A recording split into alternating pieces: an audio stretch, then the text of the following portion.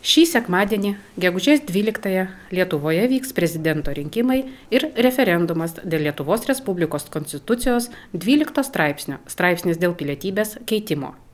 Dėl teisės tapti Lietuvos Respublikos prezidentu 2024 m. rinkimuose varžysis 8 kandidatai.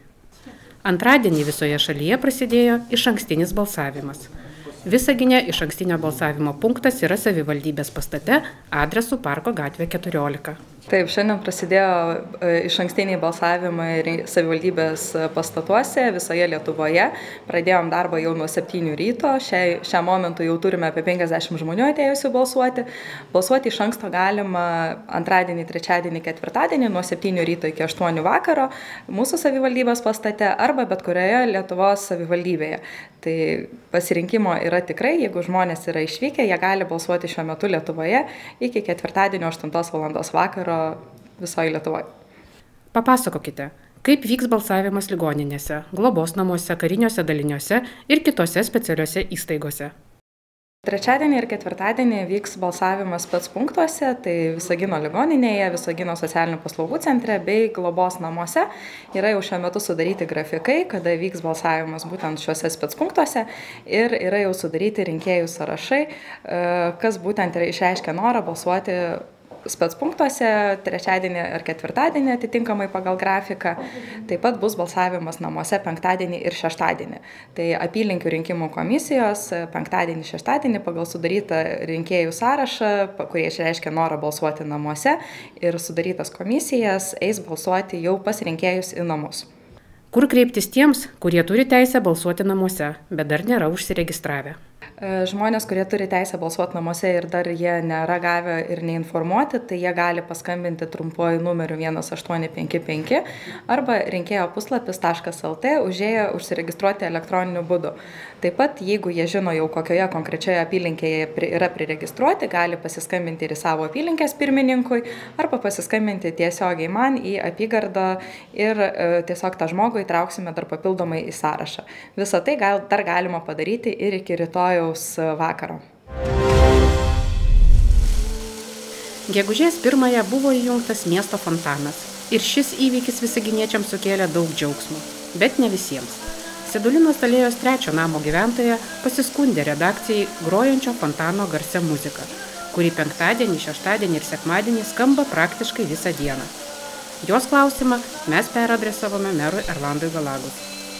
Norėčiau atsakyti į tą klausimą taip, kad geriausia, aišku, būtų pateikti savo komentarus į rubriką, kuri yra mūsų tinklalapyje apie tvarkau miestą, tai ir užduoti tiesiogiai klausimą man. Aš žinau tiek, kad taip, jeigu nebūna, kad visi projektai ir visiems absoliučiai patinka. Ar tai būtų šaligatviai, ar tai būtų kelių tiesimas, ar tai būtų medžių kirtimas, vieni nori iškirsti, kiti nori būtinai išsaugoti.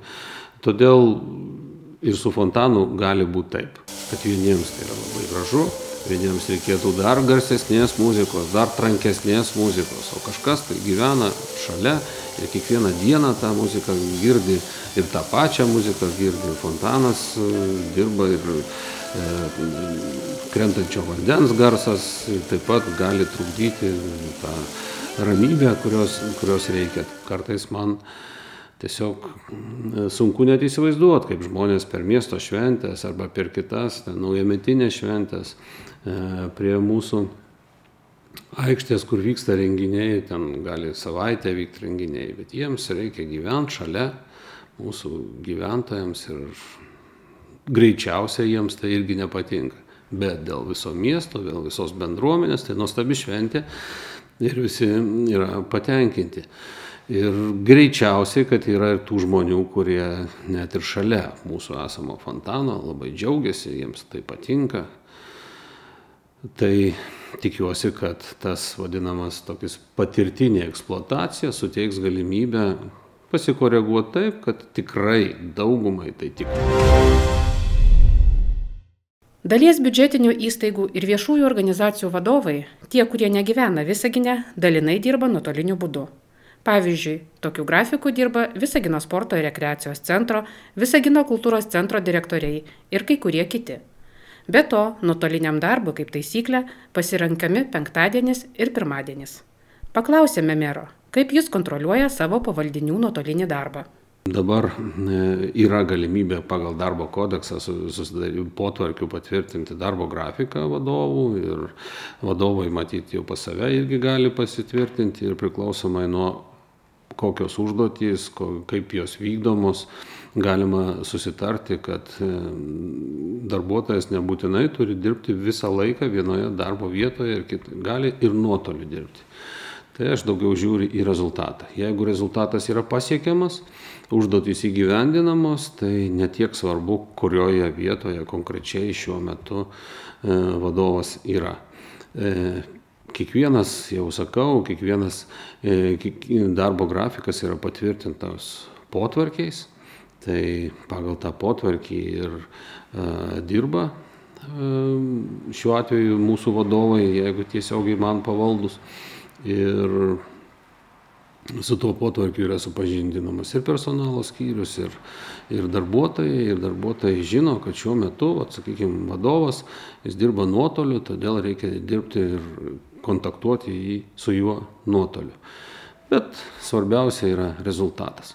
Tokių vadovų yra ne vienas, tikrai ir ne du, ir nebūtinai vien tik tai tie žmonės, kurie yra ne visaginiečiai, gali tokiu darbo režimu pasinaudoti ir visaginiečiai, ir tą tikrai daro, kartais ne nuolatinių grafikų, o kartais tiesiog pasiprašo nuotoliu padirbėti vieną arba kitą dieną, jeigu tai sutampa su mano duodamomis užduotimis ir įvykdomas, sakykime, pagrindinis darbas.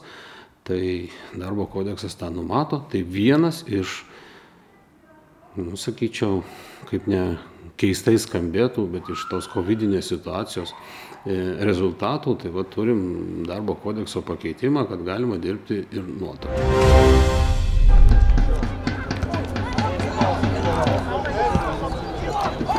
Didysis futbolas grįžta į Visaginą. Gegužės 4 dieną Visagino stadiono tribūnas užpildė ne tik Visagino sirgaliai, bet ir Vilniaus. Televizijos kameros ir profesionalus sporto komentatorius tiesiogiai transliavo Lietuvos pirmosios lygos 8-ojo turo rungtynes. Labai gyvai vyko pirmasis kėlinys, bandė daug atakuoti ir vieni. Po praėjusių metų rugsėjį įvykusio atnaujinto miesto stadiono atidarymo, tai pirmosios aukšto lygio rungtynės Visagine. Vilniuje ir Visagine įsikūrusi Baltijos futbolo akademija BFA namų rungtynės surengė centrinėme miesto stadione, kur priėmė kitą sostinės komandą FK Riteriai. Abi komandos yra turnyrinės lentelės viršuje ir pademonstravo įdomų bei gražų žaidimą. Po įtemptos kovos FK Riterių komanda rezultatu 2-0 nugalėjo BFA.